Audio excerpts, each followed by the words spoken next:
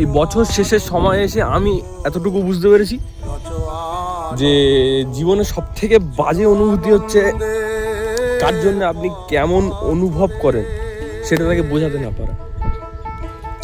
এই যেমন ধরুন আমরা ছেলেরা বাবার সঙ্গে একটা ডিপ কনভারসেশন হতে হতেই রয়ে যায়। আচ্ছা কল্পনা করো আপনি আপনার মাকে কিছু বলতে চান, হয়তো কথাটা গলা পর্যন্ত এলো কিন্তু আটকে গেল। স্পেশাল ফিল করাতে চান, হয়তো তাকে সেটা বোঝাতেই পারলেন না। কাউকে নিয়ে যা ভাবছেন সেটা হয়তো কোনোদিন তাকে বলাই হলো না।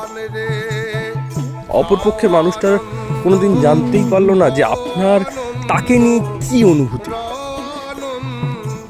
হয়তো আপনি যা বলতে চান সে বুঝলোই না, সে আপনাকে ভুল ইন্টারপ্রেট করে পড়ে ফেললো। আমি শুধু এটুকু বলবো যে বছর শেষ হওয়ার আগে কারোর সঙ্গে যদি কিছু শেয়ার করার হয়, কিছু ভাগ করার হয়, কাউকে কিছু বলার হয়, সেটা বলে দিন। আর বেশি দিন বাকি নেই বছর শেষ হতে। কে জানে আপনার মনের ভারটা হালকা হয়ে যায়।